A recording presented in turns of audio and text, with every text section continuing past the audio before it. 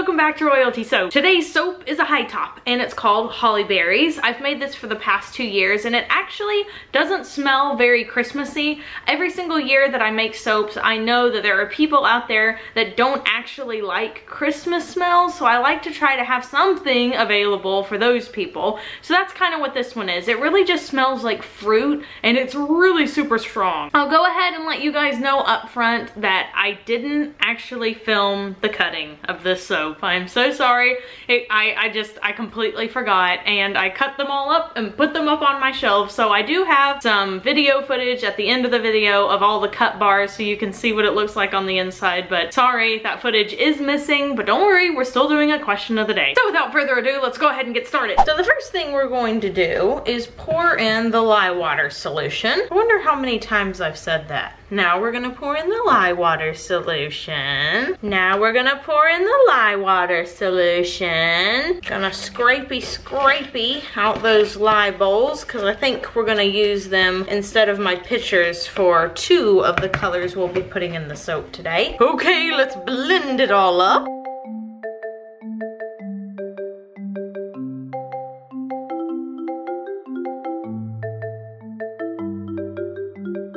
Okay, so everything is good and blended now, so I'm going to split some off into these 3 containers here that you can't see because the camera's not focusing. Now you can see them, so here they are. I'm gonna put my spatula over here. Oh, so heavy, oh golly. Okay, so first bucket here, the second bucket, and third a bucket. To this big one, I'm going to add titanium dioxide, so that's going to whiten it up really, really pretty. Then to this one right here, I'm going to add some alpine green mica.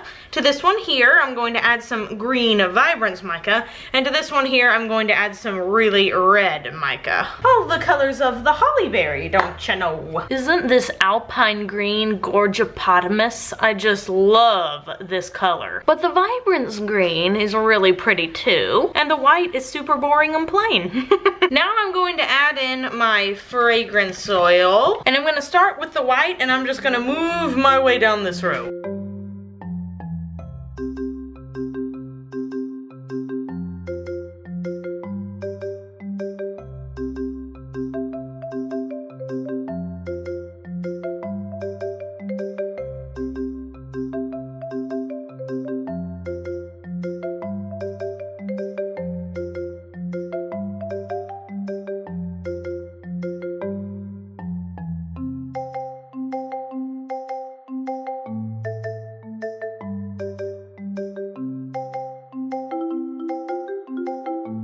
Okay, so now we're gonna start pouring all this soap into the molds. I'm gonna start with the white. I'm gonna fill up the soaps a little more than halfway, I guess. About that much. Here's the second one. This is a lot easier to pour after you have mixed up your colors out of it. And then Caleb's gonna start pouring the alpine green first, and then I'm going to pour the red, and then he is going to pour the green vibrance probably, unless I can get to it first.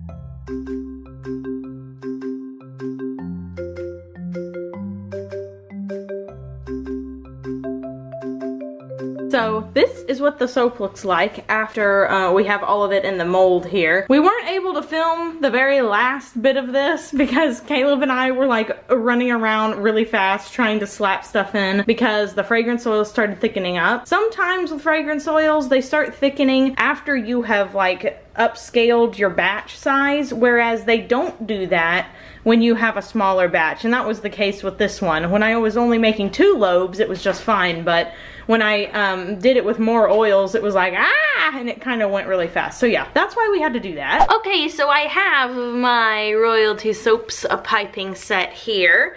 I'm going to be using the Atico, I think 826 for this. It's very similar to the Wilton 1M. It's just a little bit of a bigger tip so you can cover more surface area faster. The Royalty Soaps piping set is available at nurturesoap.com. You should get one for yourself for the holidays. Merry Christmas to you. You can also tell your significant other, hey, if you really love me, you'll buy me soap making supplies. That is the test of true love. Keep the jewelry. I want micas and soap making equipment. Just gonna pipe all the way down the soap right here, and then we'll move on to the next two lows. I'm not going to put the top on these. I'm just gonna keep on going. So I'm 10 times more excited about Christmas this year than any other year because now I have a daughter that I can share it with.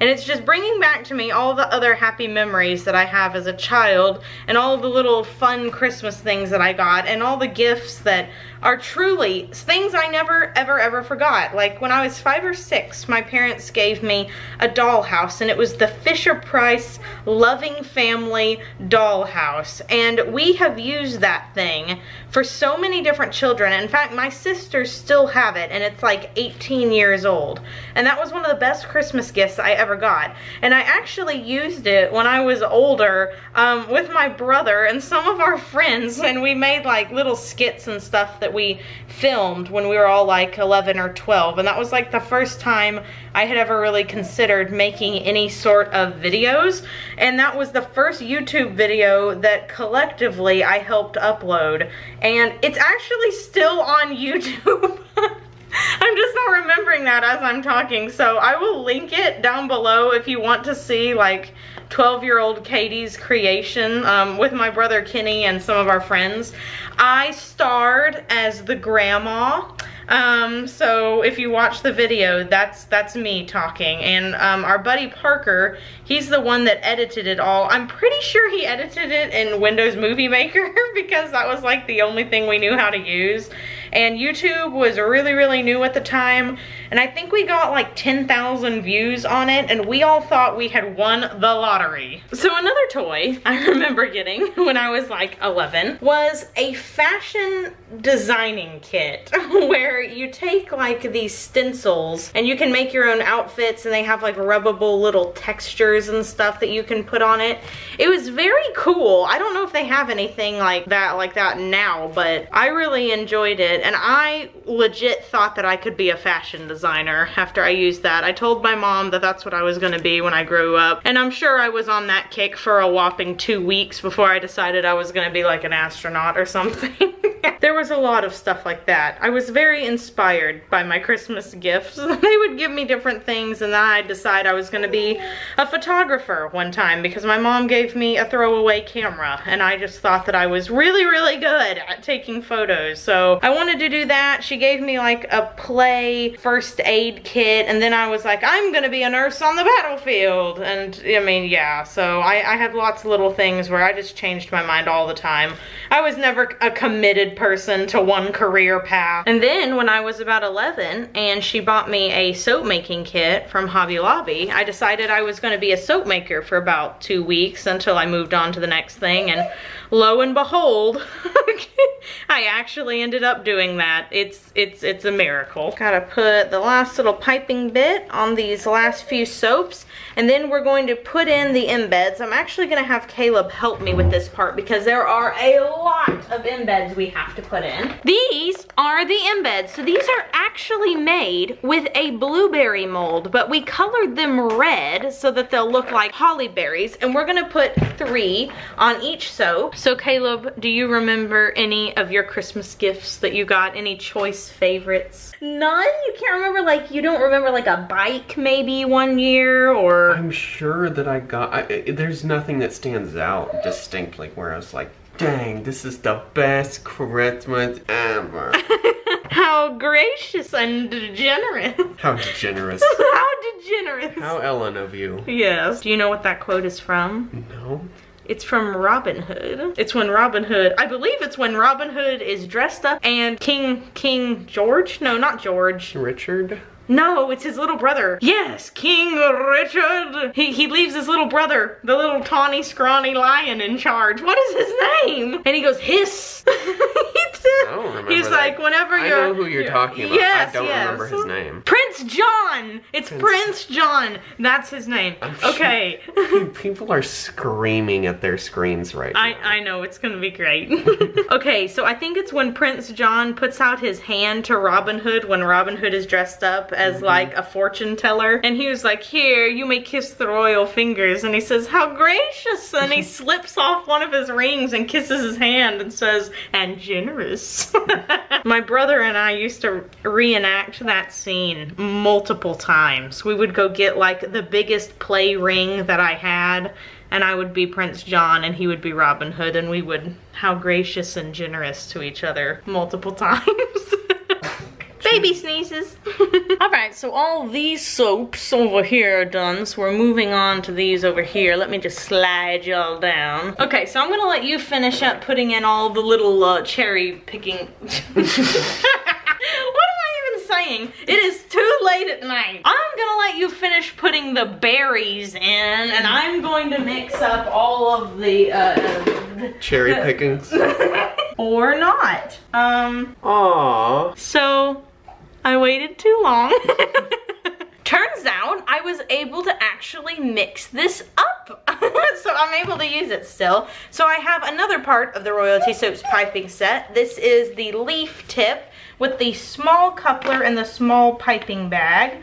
So I'm just putting a little leaf on either side of the berries. We've tried to put the berries pretty close together so that these can just kind of sit on the side here. And then I'll probably put 1 or 2 little leaves up on the top as well. And I'm making these leaves pretty long because that's kind of how holly leaves are. They're kind of like pokey on the edges and sort of long instead of being short and stubby. So I'm trying to pull the piping bag back and forth before I pull away so that it has a nice long leaf. I'm gonna zoom you guys in a little so you can see better. So for like this one, I'm just gonna pull it out like this.